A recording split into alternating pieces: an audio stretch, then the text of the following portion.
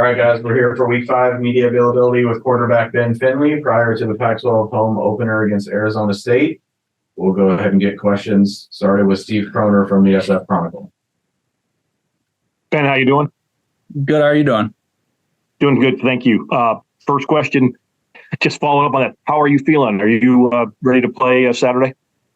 Yeah, I'm good. I'm ready to go.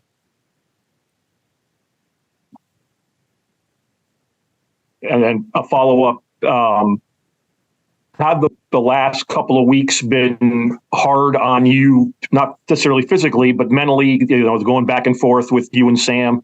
How have you guys been able to kind of handle that mentally?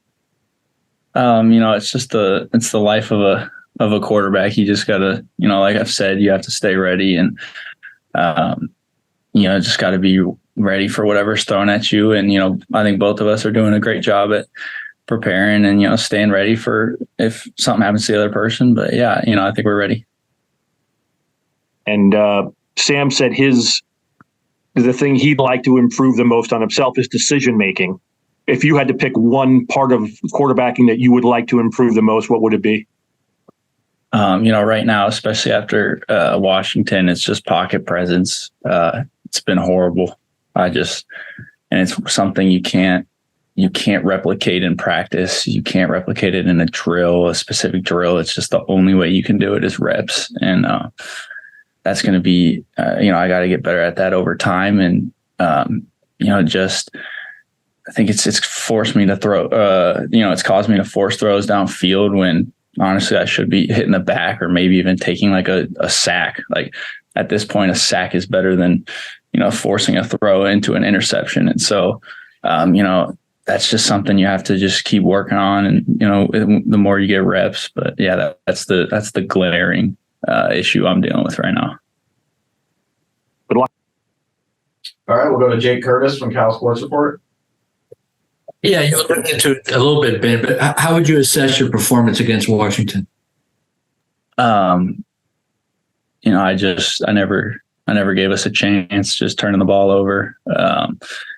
But it's, they were a great team. At the end of the day, it's no excuses. But I think there was times where I was making good decisions, and we were driving the ball on them, and we looked great. And then, then sometimes I would just make, I just had like 4 or 5 just horrible decisions that just killed us and just shot us in the foot. And so, if I can clean those up, I think, I could have put together a way better game. But it's just forcing throws and decision making. I need to clean up those 5 and maybe get it down to like a 1 or 2, because you're never going to play a perfect game. And so, the most you can do is just try to, get closer and closer to perfection. But, just knowing you're never going to achieve it. But it's just what you got to do.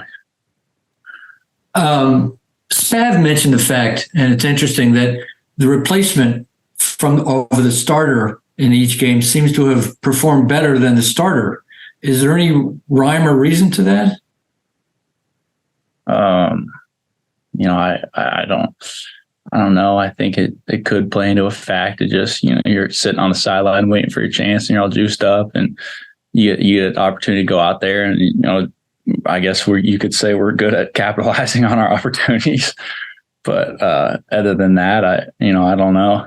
Might just be it's important to get that spark back. And sometimes it's hard to, when you're going out on the field and just not having success over and over again. Sometimes, a new quarterback can light the spark, but I don't know. It could be coincidence. It could be the player. I have no clue. All right, we'll go back to Steve Kroner from the Chronicle. And I'll kind of turn this on its head a little bit, if you'll let me. You and Sam both seem to be, and I appreciate the fact that you guys have been self-critical, but it's not that far away from a Cal team that scored 58 points and ran up 669 yards at North Texas when you both played well. How without this doom and gloom, how far away are you or Sam from getting the offense back to maybe not 58 points and 669 yards, but to being pretty dynamic? Yeah, I mean, we're just a couple plays and,